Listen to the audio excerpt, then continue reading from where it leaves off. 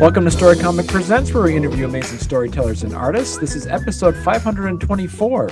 I'm your host, Barney Smith of Storycomic.com. On this episode, I'm joined by children's author Barbara Carroll Roberts to talk about her new nonfiction picture book, When George Washington Bowed to the New Nation, illustrated by Anne Yvonne Gilbert and published by Creative Editions.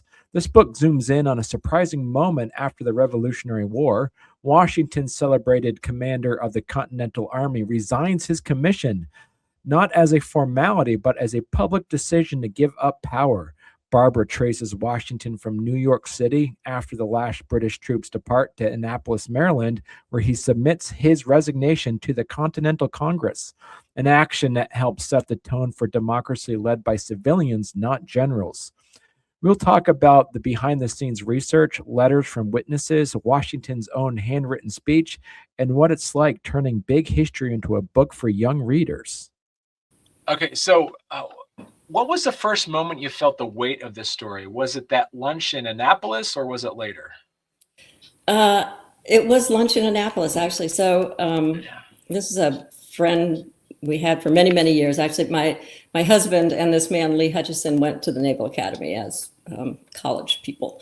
And so we live close by now, so, we go now and then, but they would come in for reunions and things. And so we were having lunch, and Lee, who had been a history major, we were sitting on the State House in Annapolis is the old building that was the original building, and there's a circle around it, a roadway circle, and then houses and restaurants and things on the edge of that. So we're sitting right on the edge of the circle, and Lee pointed at the State House and said, "That's where George Washington turned in his commission at the end of the Revolution." And then we kind of just went on talking about other things, but it stuck in my mind, and it took a long time. I didn't start researching it right away, but just, at some point I decided to look into that and see what it really meant. I mean, I knew, of course, that George Washington didn't become king, and I'm a history buff. I read articles and books, and so I did know that, there were some people who wanted him to be the next king, and he, of course, was very angry at that suggestion.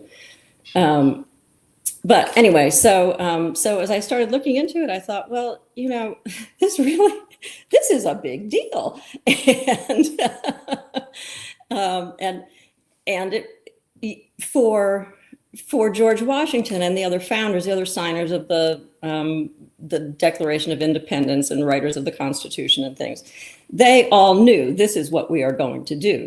We are not going to form a new authoritarian government.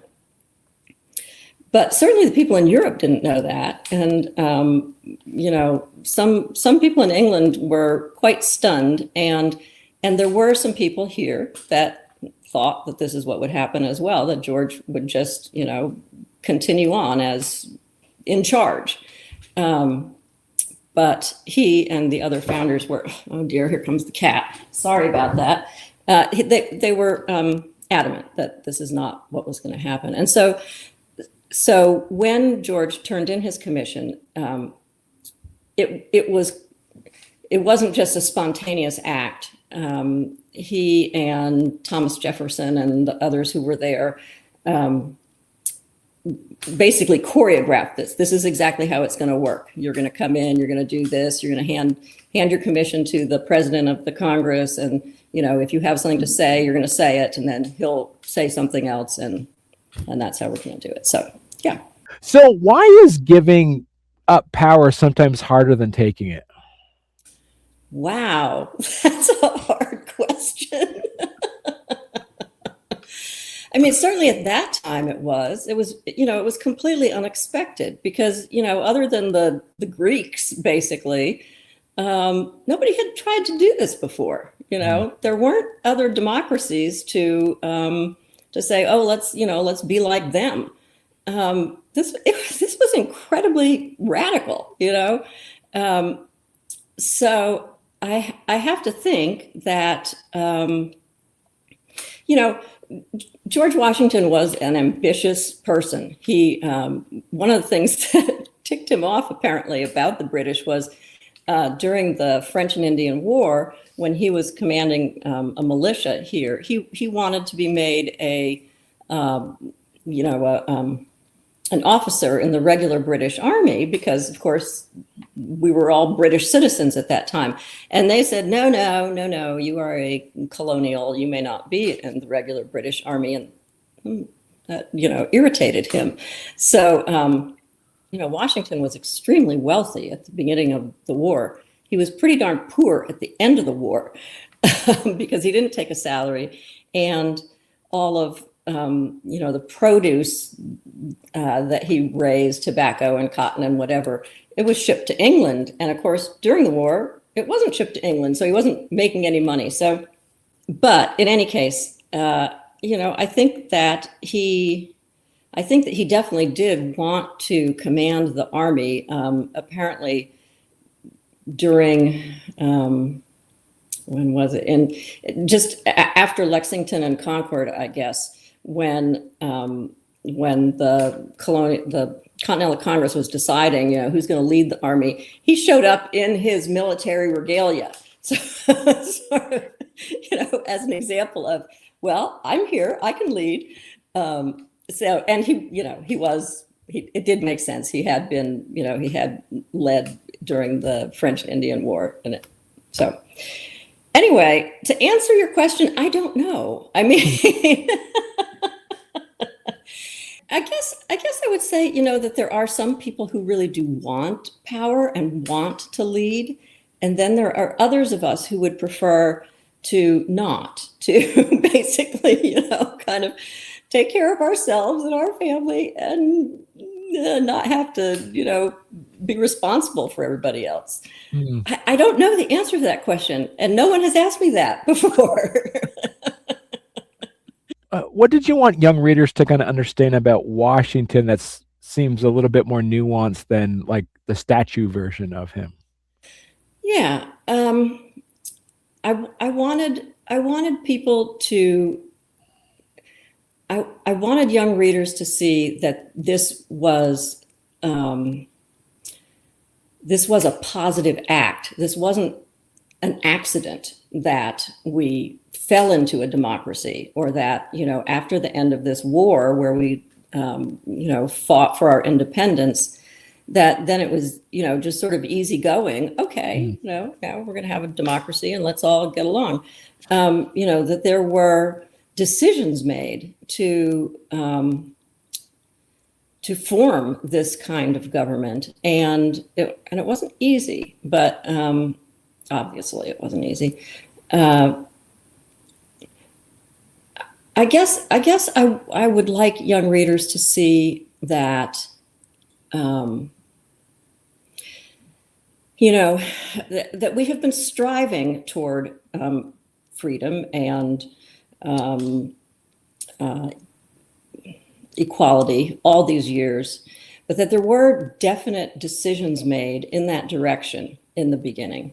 And though we didn't, these guys didn't get it right, definitely, right at the beginning, but they made decisions and they took actions that headed us in that direction. And that hopefully we are still heading in that direction, but, things go back and forth. So from a children's book perspective, this book is labeled for like 9+, and it is a picture book. So how would you define a picture book for older readers, and how do you make that work? Well, honestly, I was a little surprised when it was labeled 9+, because I was thinking it was more like 7 or so, I think, let me think about this. So in Virginia, the curriculum in the public schools, I think they study early American history, I guess, in 4th grade. So that would be about 9 years old, I guess. And it is in those years, 3rd, 4th, 5th grade, that kids are starting to do book reports. And of course, they start with like nonfiction picture books for their book reports in third and fourth grade. So I guess it fits into that, that kind of curriculum level. Also, it's when you think of a picture book for very young children, of course, there's a 500 word limit, and obviously the fewer words you can have, the better, because you're dealing with children with very short attention spans. So I guess because this has a much higher word count than that. That's probably part of what figured in that, to pay attention to this book long enough, kids are gonna have to be a little bit older. I would still think maybe some 7-year-olds would hopefully be in there, but we'll see. Well, hey there. If you're enjoying our podcast, don't forget to subscribe on YouTube or leave us a 5-star review on your favorite podcast platform. Your support means the world to us and helps us keep this show going. We love hearing from you, so any feedback is welcome. And thank you for being a part of our podcast family and for all your support. It truly means a lot to us. What would you say then is that after writing this book, what's a misconception kids or even adults often have about Washington that you kind of wanted to gently correct from this book? I'm not sure, to tell you the truth, because at this point, I have done such extensive research that I have all this Washington stuff in my head. And, it's hard for me to think, okay, what don't people know? But I have to say, when I wrote the original, draft of this, I was in a workshop, and, there were, 8 or 10 people in the workshop, and they were all adults, of course, all children's writers, and none of them knew this. And then I sent it to my agent, and she didn't know this. And so I do think that it is this little blip of history that somehow does kind of get elided in the whole story of the revolution and the forming of our government. So I think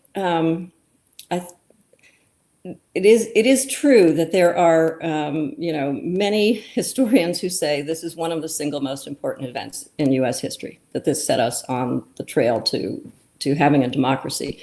And in fact, apparently Thomas Jefferson said, had Washington not done this, had he tried to assert power at the end of the Revolution, that we would have devolved into something like the French Revolution, just total chaos, because of course all these people had fought for liberty, and then if somebody had tried to usurp that right at the end, well, there'd be a whole lot of people who weren't very happy about it. So yeah, I think it's really important. I don't know how to say it otherwise. Yeah, obviously these men were not perfect people at all, right. But they did some very important things, and this was one of them. So as we kind of mentioned earlier, this book follows him from New York City to Annapolis, and why that journey as a structure, and how does that relate to him giving his speech? You're asking such difficult questions. The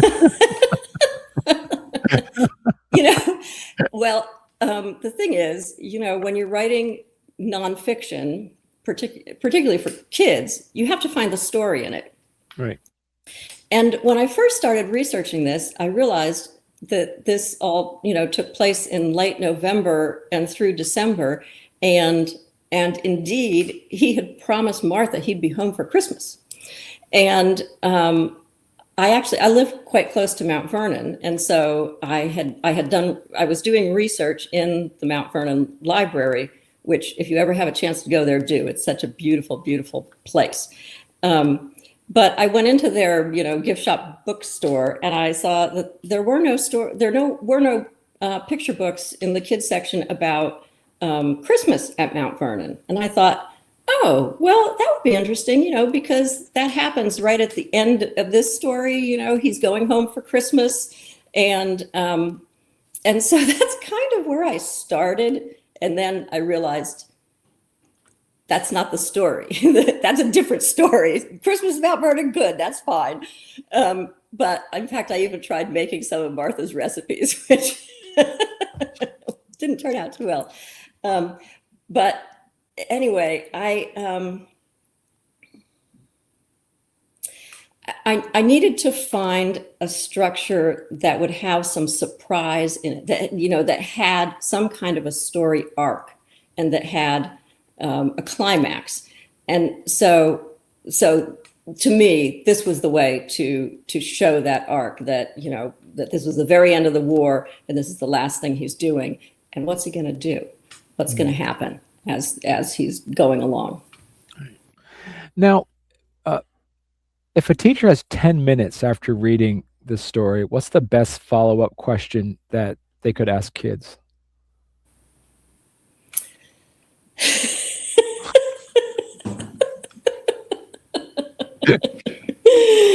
Oh boy. I actually, one of my friends is a children's librarian, and I asked her this because I'm so bad at, like asking questions about my book. I don't know. Anyway, the best question, I think that I would, again, depending on the age of your kids and depending on, where they are in their curriculum at this point. If they're studying the revolution at that time, then, there's a variety of different questions they could ask. I guess I would ask them, why they thought George Washington did this. Why was this important for the beginning of our country? Maybe what they thought would happen if he had declared himself king. Would that have been a good thing for him to do? I guess those kinds of questions, and trying to relate it back to them. How would they feel today if someone who maybe is leading our army just decided, okay, I'm going to be king now? Well, what would you think of that? I guess those kinds of questions. Right. And so after researching and putting this together, where does George Washington fit on your scale on favorite presidents? Has that moved at all, or has he gone up? Has he gone down? Where has he gone? Well, Abraham Lincoln is up there at the top, I have to say. Yeah. But honestly, I'm not. My research doesn't extend as far as all the things he did while he was president. So I don't feel qualified to really comment on that. But again, in terms of setting the country on a course toward equality and democracy, yeah, he's right up there. Yeah. Now, good. So Barbara, before I let you go, you've written other books as well. This isn't your first book. Yes, I have. Yeah, talk to us a little bit about some of your other books then. Okay, well, I have them here. Would you like me to show them? Sure. They'll come out backwards, though, won't they? So this is my first book. It's called Nikki on the Line. Right. It's about girls who play basketball, and I wrote it because both of my children were very athletic, and my son, had racks of books on boys who play sports. And when my daughter got to be in, 6th, 7th grade, she stopped reading for pleasure because she couldn't find a book about a girl like her who was like really into sports. And, there were books that had sports kind of as the background, the girls were soccer players, but that wasn't really what the book was about. And so I decided, well, I'm going to write a book about girls who love basketball, and it's going to be a basketball book. And then it only took me about 10 years. And I went somewhere in there, I decided, well, this is kind of good, but it's kind of not. And so I went to Hamlin University and got a Master's of Fine Arts in Writing for Children, which was a wonderful thing to do, and that really helped me. So that's what that book is about. And I still have girls. So this book came out in 2019, and I still have girls write to me and say, I've never read a book about a girl like me before. And that makes me feel really good. That makes me very happy. So my second book is, it's also a nonfiction picture book. There it is. And it's called A Rose Named Peace, How Frances Mayond Created a Flower of Hope for a World at War. And this book also came about because, just sort of serendipity. We lived in an old house when we were first married, and our next door neighbor was a wonderful gardener. And she was helping me. Oh yeah, those are the peace roses behind my husband there in our front yard. She was helping me kind of bring them back to life because they were all overgrown. And she said, these are original peace roses. And I said, oh, because it didn't mean anything to me. But she said they were flown out of France at the beginning of World War II. And that kind of stuck in my mind. And so years later, when I was doing my MFA work, some of us were talking about, you should never drive by your old house because the people who bought it have done something terrible to it, like, painted it pink and orange stripes or something. And I said, yeah, my husband and I drove by our old house a year or so ago, and the people had dug out the peace roses. And my friend said, what's a peace rose? And I said, well, they were flown out of France at the beginning of World War II. And she said, that is a story. Yeah. And so I immediately, went to my computer and started looking it up. And, the glory of the internet, all this information came up. So, and I did get in touch. The grandson of this man, Frances Mayond, is still running their business. I got in touch with him. I did a lot of research on it. And after the book was published, my husband and I did go and visit him in France. And he gave us a tour of his rose growing fields. And I brought him a book, and his family was very happy. So that was really good. I was very nervous, like, what if I got it all wrong and they hate it? But no, they liked it. So that was good. So my third book is The Metamorphosis of Bunny Baxter.